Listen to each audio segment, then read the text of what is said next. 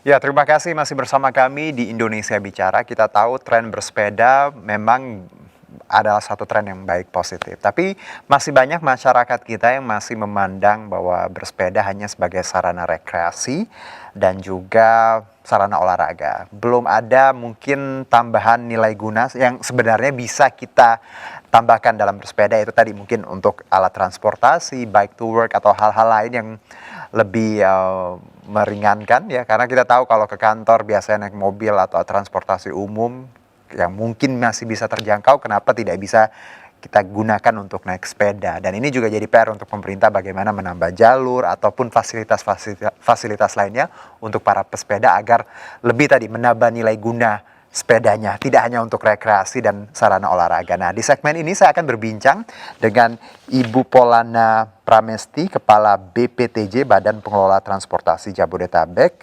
Assalamualaikum, selamat malam Bu Polana. Selamat malam. Apa kabar Bu? Alhamdulillah baik. Terima kasih sudah bergabung sama kami malam ini. Kita bicara sepeda nih Bu. Kita tahu bahwa di Jakarta trennya luar biasa. Ada data katanya 1000% meningkatnya, bukan 100% tapi 1000% pesepeda. Nah, kalau kita bicara nilai guna sepeda, masyarakat kan masih saat ini masih banyak yang melihat ini sebagai sarana olahraga dan rekreasi.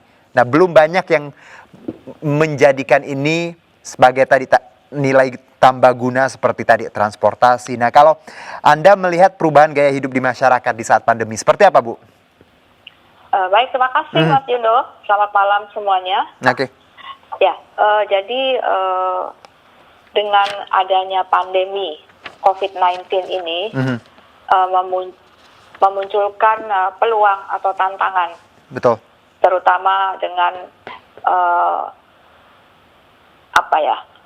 ke masyarakat sudah berpindah atau sekarang sedang tren sepeda. Iya. Kenapa sedang tren sepeda? Karena salah satunya adalah menghindari berkerumun, Betul. menghindari penggunaan transportasi publik yang barangkali dianggap beresiko penularan. Nah, itulah yang barangkali menjadi peluang.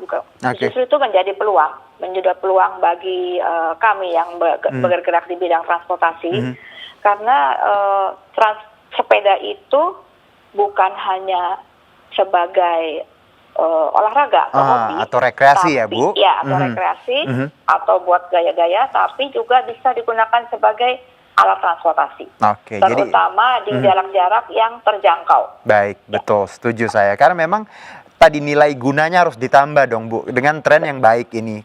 Kenapa enggak ya tadi untuk alat transportasi yang masih bisa kita jangkau misalnya ya, jaraknya seperti itu. Nah, dari BPJT sendiri punya apa Bu sekarang program yang untuk memudahkan? Karena kan kalau kemarin sempat ada wacana untuk jalur ya, tapi akhirnya dianulir yang masuk tol. Nah, kalau sekarang apa yang baru Bu? Ya, koreksi dikit ya, bukan BPJT tapi BPTJ. Iya, siap Bu, silakan. Ya. Jadi BPTJ adalah Badan Pengelola Transportasi Jabodetabek, di mana salah satu upayanya tadi dengan adanya banyak orang beralih menggunakan sepeda, ini merupakan salah satu perwujudan dari apa yang sudah menjadi tugas BPTJ. Karena dalam BPTJ itu melaksanakan amanah Perpres 55, Rencana Induk Transportasi Jabodetabek, di mana salah satu targetnya, kami sebutnya IKU, indikator kinerja utamanya untuk penyelenggaraan transportasi adalah mendorong transportasi yang ramah lingkungan. Nah, ini salah satunya dengan bersepeda tentunya.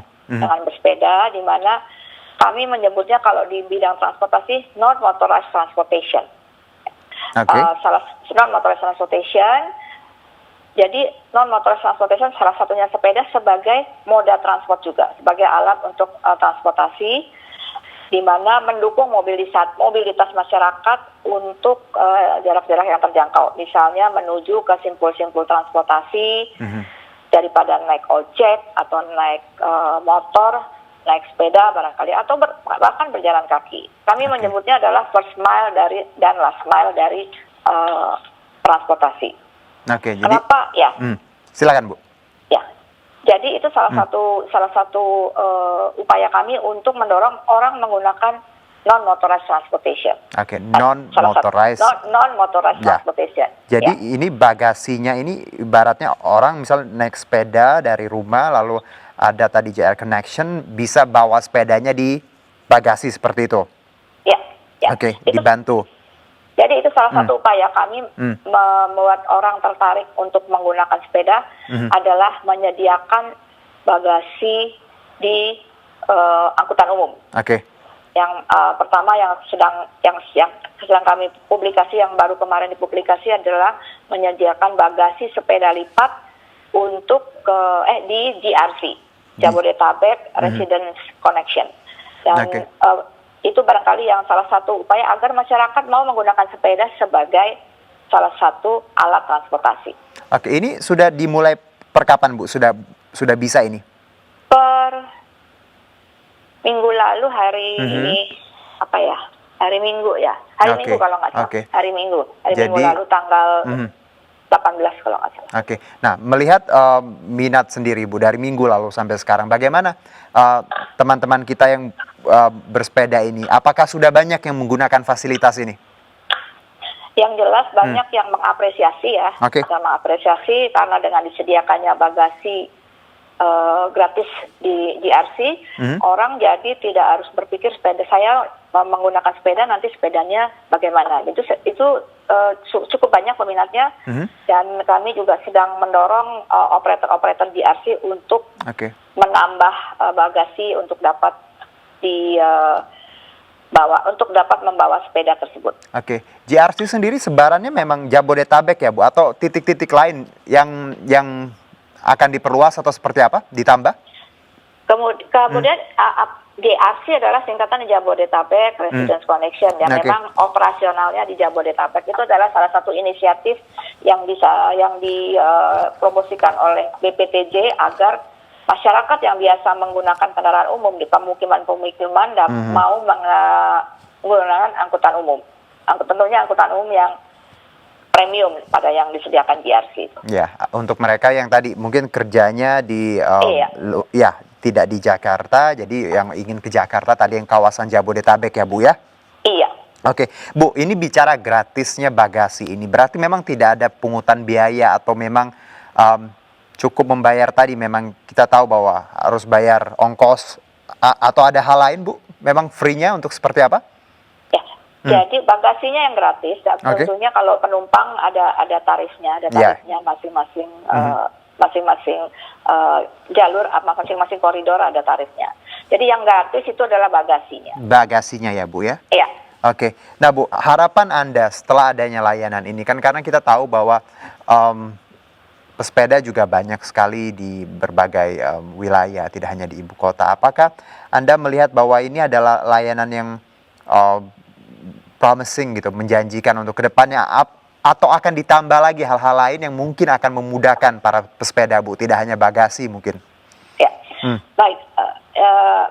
Memang tidak hanya bagasi, ini adalah bagasi itu adalah salah satu momentum yang kita manfaatkan. Oke. Dengan tingginya antusias masyarakat untuk menggunakan sepeda, yang tadinya mungkin hanya sekedar hobi atau olahraga, sekarang dapat menjadi bagian dari transportasi, seperti yang saya sampaikan tadi.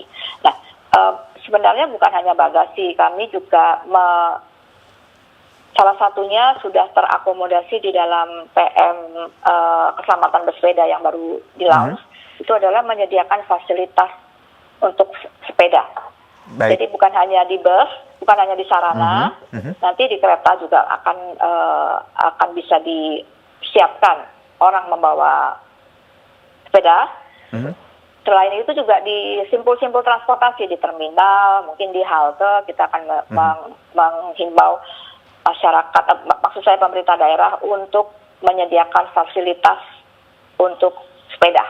Oke, jadi tidak hanya nanti untuk GRC, tapi juga commuting juga mungkin akan bisa ya Bu, untuk bawa sepeda gitu ya, dan juga terminal. Termasuk jalur sepeda ya, termasuk jalur sepeda.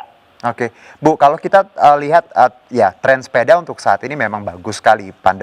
Selama pandemi banyak orang menggunakan sepeda tadi untuk rekreasi dan juga olahraga dan mungkin sekarang untuk transportasi. Tapi ke depannya, Bu, apakah Anda melihat tren ini akan terus ada? Karena kita tahu mungkin ya insya Allah pandemi akan segera berakhir.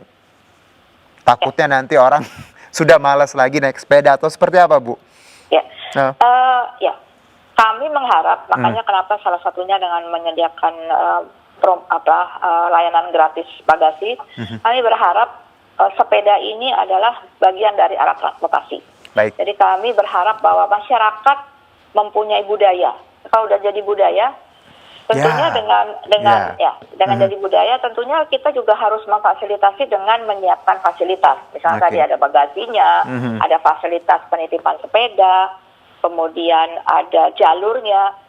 Saya rasa masyarakat kalau semuanya berjalan paralel, budayanya sudah timbul, maka bersepeda itu menjadi bagian dari mobilitas masyarakat. Oke, karena pertanyaan setelah ini kan apakah tren bersepeda ini akan terus berlanjut? Karena kita tahu kadang kan juga yang namanya tren tidak berlangsung lama ya, Bu. Tapi tadi Anda menilai bahwa selama ada peraturan yang paralel, budayanya tadi sudah digalakan, ya kalau untuk kedepannya semoga masyarakat tadi memanfaatkan ini karena sayang kan, Bu ya, sudah ada fasilitasnya. Kenapa tidak? Lebih murah lagi ya, Bu ya, untuk commuting ya, untuk bergerak gitu. Betul. Baik, Bu. Dan sehat. Kenapa, Bu?